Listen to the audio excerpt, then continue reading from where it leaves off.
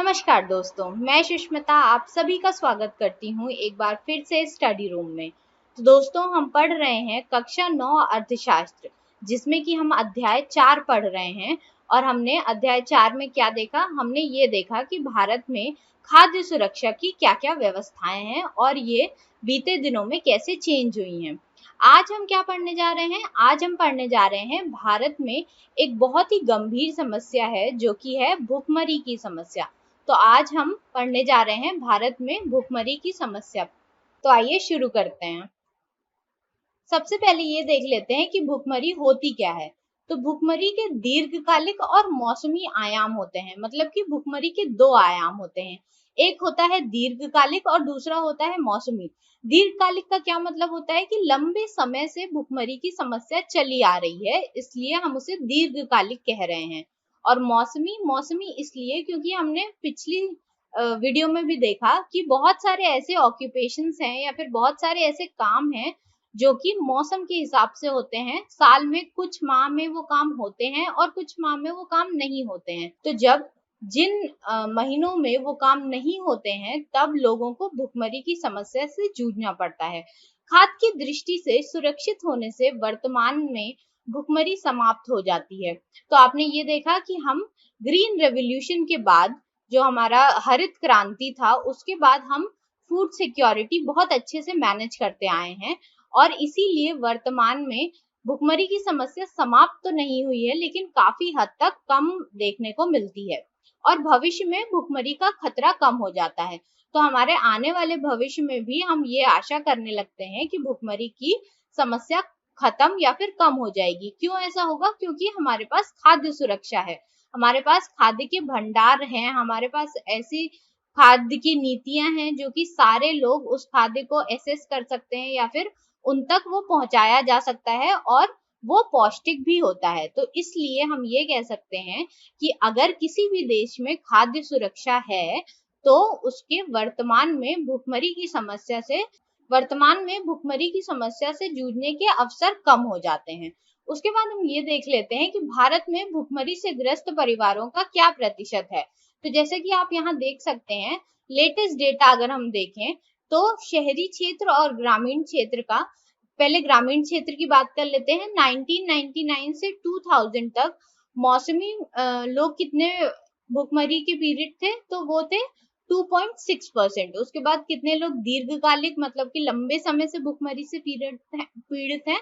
तो वो है 0.7% और इसका टोटल हुआ 3.3%। तो आप ये कह सकते हो कि 1999 से 2000 तक के ईयर में 3.3% ऐसे लोग हैं ग्रामीण क्षेत्र में जो कि भुखमरी से ग्रसित हैं।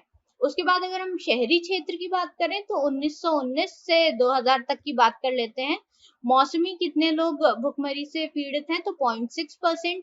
दीर्घकालिक मतलब लंबे समय से वो लोग भुखमरी से पीड़ित हैं, तो 0.3%। और अगर हम टोटल की बात करें या फिर कुल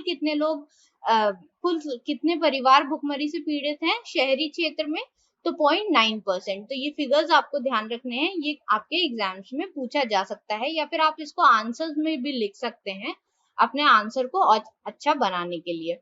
उसके बाद हम आते हैं स्वतंत्रता के बाद खाद्यान्नों में आत्मनिर्भरता कैसे आई है।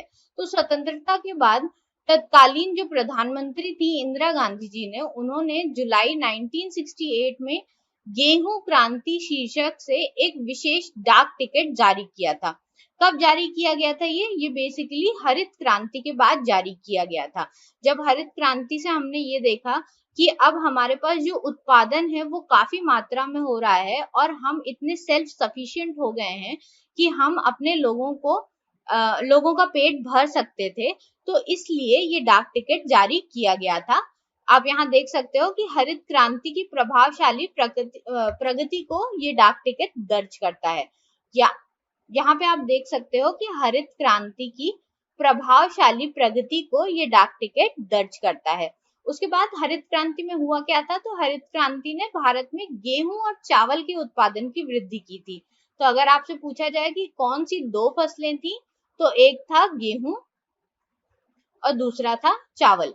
तो आपको ये याद रखना है कि गेहूं और चावल की फसलों में बहुत ज्यादा वृद्धि आई है हरित क्रांति के बाद। लेकिन अगर हम बात करें कि इसकी सीमाएं क्या थी, तो हम ये कह सकते हैं कि हरित क्रांति कुछ ही क्षेत्रों तक पहुंची थी।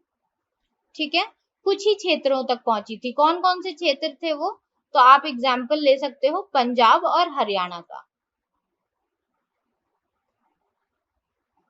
तो हम ये भी कह सकते हैं कि हरित क्रांति के बाद भी भारत इतना सुनिश्चित नहीं हुआ था कि वो अपने सारे वासियों को खाद्य सुरक्षा पहुंचा पा रहा है कि नहीं। तो हम ये कह सकते हैं कि हरित क्रांति के बाद भारत इतना सुनिश्चित नहीं हुआ था कि वो अपने सारे वासियों को खाद्य सुरक्षा पहुंचा पा रहा है कि नहीं।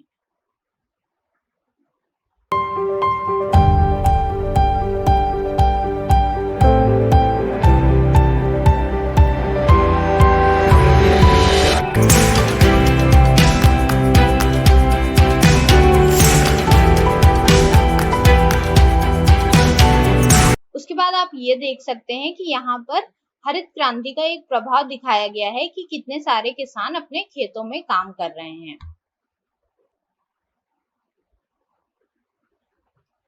उसके बाद बात कर लेते हैं कि भारत में खाद्य सुरक्षा जो आई है वो किन वजहों से आई है। तो सरकार की ऐसी दो नीतियां हैं जिनकी वजह से खाद्य सुरक्षा भारत में बहुत ही ज्यादा मजबूत हुई है। कौन कौन सी हैं? तो वो है बफर स्टॉक और दूसरा है सार्वजनिक वितरण प्रणाली, जिसे कि हम पीडीएस या फिर पब्लिक डिस्ट्रीब्यूशन सिस्टम भी कहते हैं। तो आइए देखते हैं कि बफर स्टॉक का क्या मतलब होता है।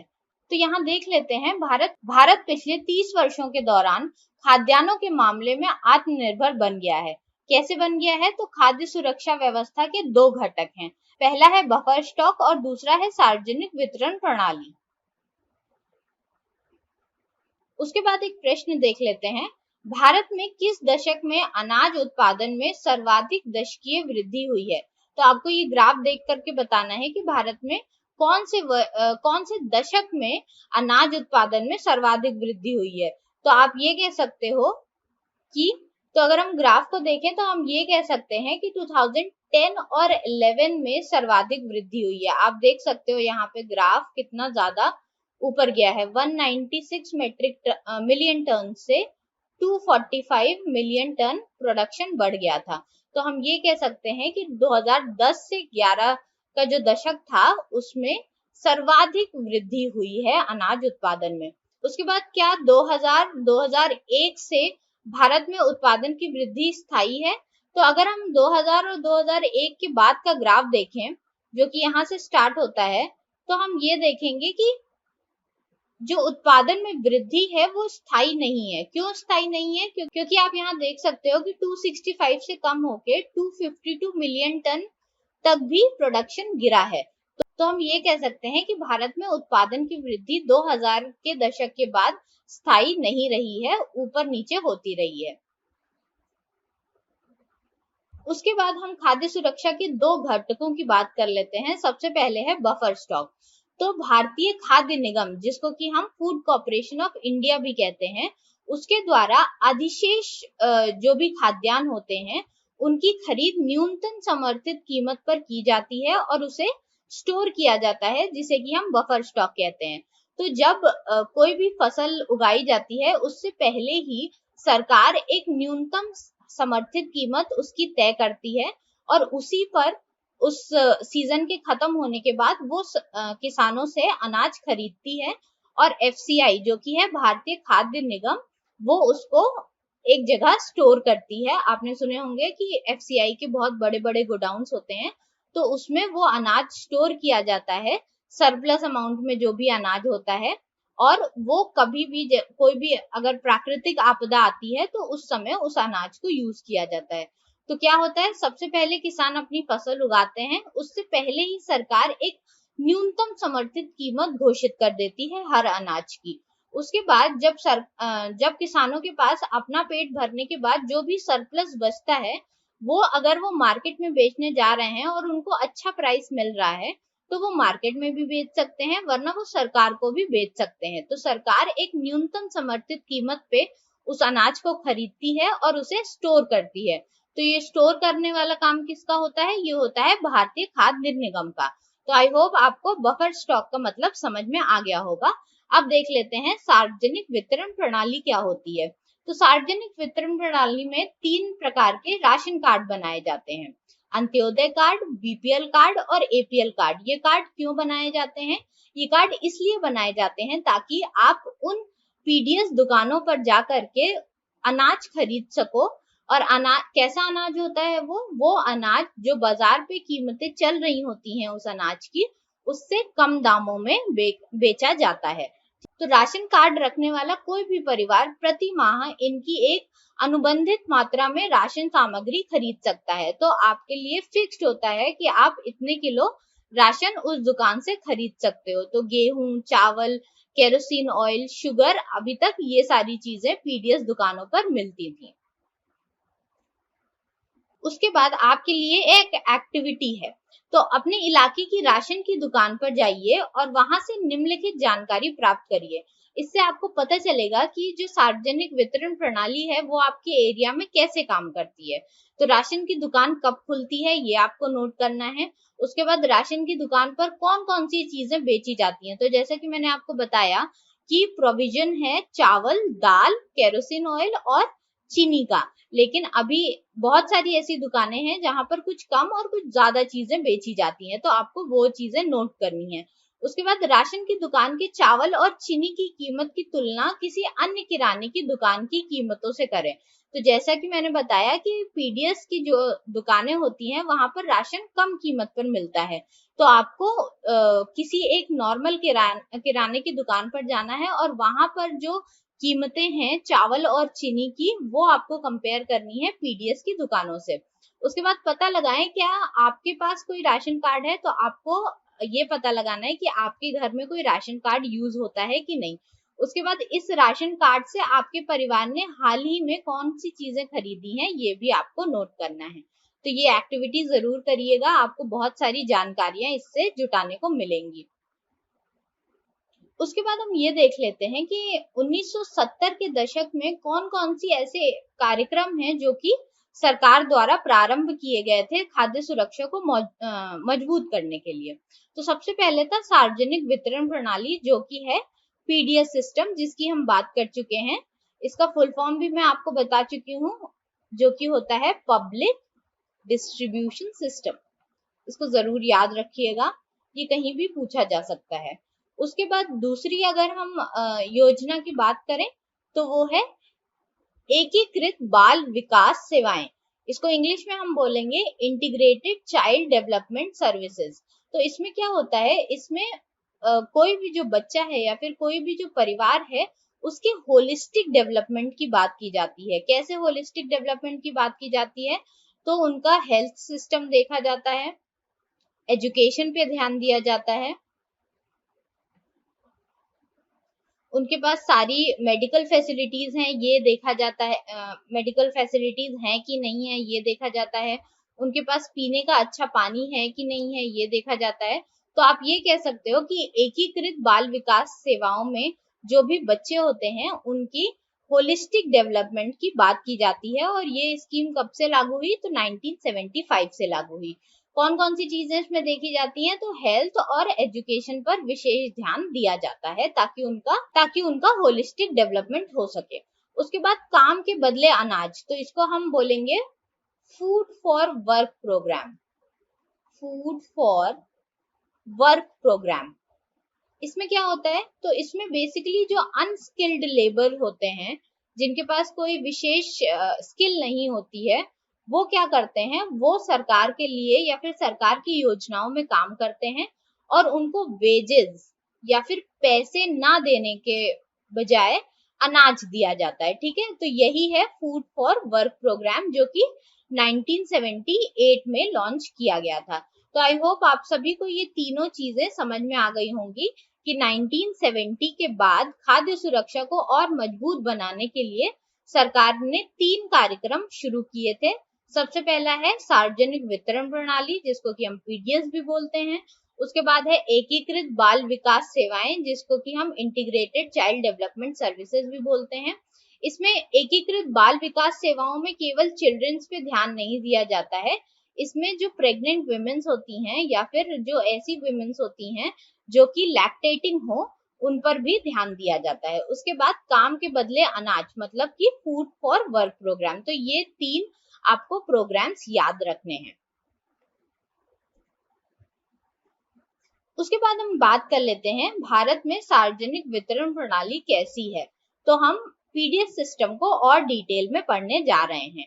तो अगर हम बात करें भारतीय खाद्य सुरक्षा अधिनियम 2013 की, तो इसके तहत 75% जो ग्रामीण जनसंख्या है और 50% जो शहरी जनसंख्या है उनको खाद्य सुरक्षा के लिए योग्य बनाया गया है। किस स्कीम द्वारा? तो सार्वजनिक वितरण प्रणाली द्वारा।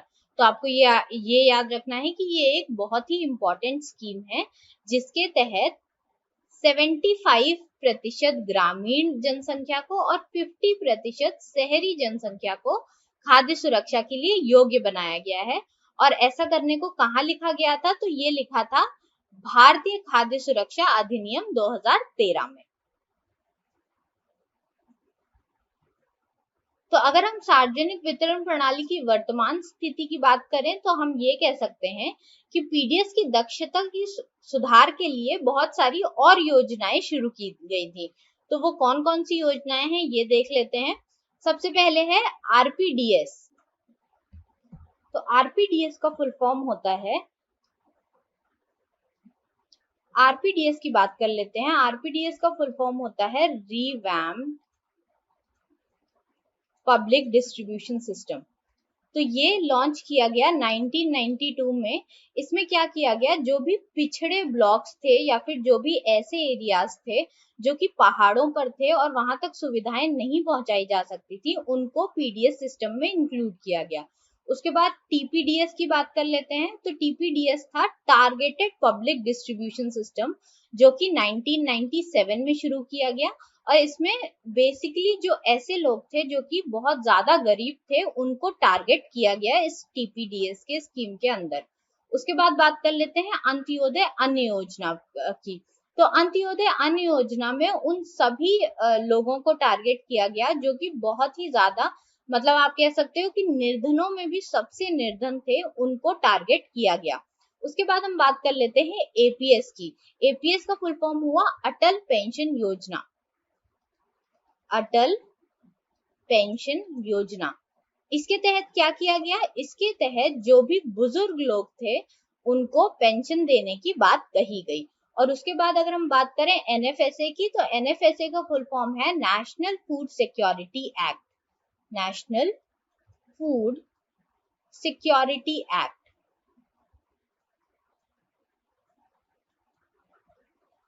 तो ये एक्ट इसलिए निकाला गया ताकि हम उन परिवारों को आइडेंटिफाई कर सके कि कौन एपीएल है, मतलब अबव पॉवर्टी लाइन है, कौन बिलो पॉवर्टी लाइन है, और उन पर उसके अकॉर्डिंग ध्यान दिया जा सके। तो आई होप आप सभी को ये स्कीमें समझ में आ गई होंगी, जो कि किस लिए शुरू की गई थी। पीडीएस को और दक्ष बनाने के लिए ये निम्नलिखित योजनाएं शुरू की गई थी। उसके बाद देख लेते हैं अंत्योदय अन्न योजना में क्या किया जाता था। तो इस योजना के अंतर्गत निर्धनता रेखा से नीचे, मतलब कि बिलो पॉवर्टी लाइन के जो परिवार होते थे उनमें से 1 करोड़ लोगों की पहचान की गई थी।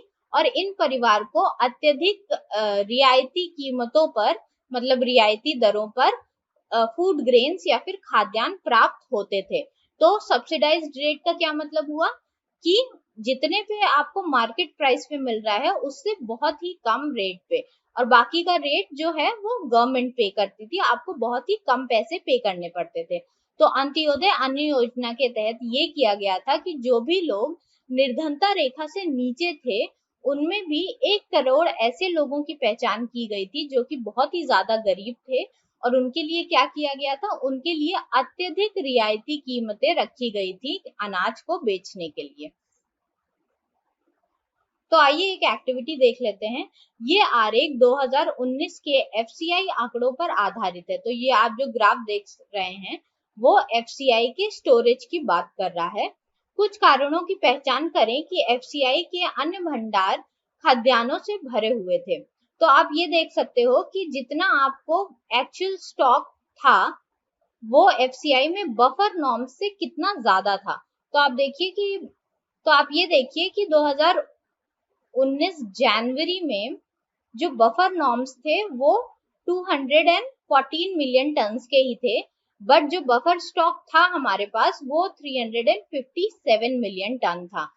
तो आप ये कह सकते हो कि एफसीआई ने जो भी स्टोर करना था उससे बहुत ही ज्यादा स्टोर किया, जिसकी वजह से जो ग्रेन्स की क्वालिटी है वो धीरे धीरे बहुत ही ज्यादा डेटेरियोरेट होने लगी, क्योंकि वहां पर बहुत सारे पेस्ट और इंसेक्ट्स का भी खतरा बढ़ने लगा। तो इतनी अच्छी स्टोरेज फैसिलिटीज नहीं थी हमारे पास, लेकिन हमारे पास अनाज स्टोर करने के लिए बहुत ज्यादा था। अगर आप अक्टूबर मंथ की भी बात करो तो 307 था एक्चुअल बफर नॉर्म जो कि मेंटेन होना चाहिए था, लेकिन आप ये देख सकते हो कि 542.59 मिलियन टन अनाज स्टोर किया गया था। तो आप ये कह सकते हो कि जितना भी अनाज स्टोर करना चाहिए था उससे ज्यादा अनाज स्टोर हो रहा था और लोगों तक ज्यादा अनाज जो है वो पहुंच नहीं पा रहा था। तो उससे जो हंगर या फिर भुखमरी की समस्या इंडिया में थी वो वैसी ही बनी रही, और इस ज्यादा स्टोरेज से ये अनाज धीरे धीरे सड़ने भी लगा, क्योंकि बहुत दिनों तक अगर आप अनाज को ऐसी कंडीशन में रखोगे जहां पर उसको स्टोर नहीं किया जा सकता तो उसमें कीड़े मकोड़े लगने का भी डर होता है, तो वो भी होने लगा। तो आप ये कह सकते हो कि बहुत सारा अनाज वेस्ट हो गया, लेकिन वो जिनको जरूरत थी उनके पास तक नहीं पहुंचा। उसके बाद हम ये देख लेते हैं कि पीडीएस की आलोचना क्यों होती है। तो पीडीएस की आलोचना इसीलिए की जाती है क्योंकि जो बफर स्टॉक था वो बहुत ही ज्यादा मात्रा में स्टोर किया जाने लगा, बहुत ही सरप्लस क्वांटिटी में स्टोर किया जाने लगा, और उस अनाज की बर्बादी होने लगी। क्यों बर्बादी होने लगी? क्योंकि ज्यादा दिन तक जब वो अनाज स्टोर किया जाने लगा था तो वो अनाज सड़ने लगा और बर्बाद होने लगा, और वो किसी के काम भी नहीं आता था उसके बाद। फिर उसके बाद पीडीएस डीलरों द्वारा अपचार, मतलब कि जो भी पीडीएस शॉप्स खोल लेते थे लोग, वो बहुत ही ज्यादा करप्शन करने लगे, वो बहुत ही ज्यादा धांधली करने लगे उस चीज में। उसके बाद एपीएल परिवारों के लिए रियायतों में कमी। तो जो भी अबव पॉवर्टी लाइन के लोग थे वो भले ही पॉवर्टी लाइन या फिर गरीबी रेखा से ऊपर थे, लेकिन वो भी गरीब थे, लेकिन उनके लिए जो रियायतें थी उनमें कमी की जाने लगी साल दर साल। उसके बाद कुछ राज्यों में न्यूनतम समर्थित कीमत बढ़ाना और कृषि विकास की अस्थिरता। तो कुछ जो ऐसे राज्य थे उनमें न्यूनतम समर्थित कीमत जो है वो बढ़ा दी गई, जिससे कि गरीब लोग उस अनाज को नहीं खरीद पा रहे थे, और कृषि विकास की जो व्यवस्था थी या फिर स्थिरता थी वो भी इस वजह से डगमगाने लगी। उसके बाद हम ये देख लेते हैं कि सहकारी समितियों क्या उसके बाद हम ये देख लेते हैं कि सहकारी समितियों की क्या भूमिका रही है। तो सहकारी समितियां क्या होती हैं? Cooperative societies. ठीक है। तो सबसे अच्छा एग्जाम्पल अगर हम कोऑपरेटिव सोसाइटी का लें तो वो आता है मदर डेयरी और अमूल का। ठीक है। तो मदर डेयरी और अमूल जैसी जो डेयरियां थी वो क्या करने लगी, वो जा करके गाँव से ही एक कोऑपरेटिव सोसाइटी बनाती थी, गाँव के लोगों को मिला करके ही, और वो वहां से दूध कलेक्ट करके उसको प्रोसेस करके बेचने लगी। तो आप ये देख सकते हो कि कोऑपरेटिव सोसाइटी ने भी भुखमरी या फिर गरीबी को हटाने के लिए बहुत मदद की है। उसके बाद एक और सहकारी समिति देख लेते हैं महाराष्ट्र में, एडीएस और अनाज बैंक। तो महाराष्ट्र की ये दो चीजें आपको याद रखनी है, एडीएस और अनाज बैंक, जिसकी वजह से वहां पर लोगों को काफी मदद मिली। तो मैं आशा करती हूँ कि आपको सारी चीजें समझ में आई होंगी जो इस लेसन में हम पढ़ रहे हैं, और ऐसे ही पढ़ते रहिएगा। आपको मिलती हूँ मैं अगले भाग में, तब तक के लिए अपना ख्याल रखिए और अच्छे से पढ़ाई करते रहिए। Thank you so much.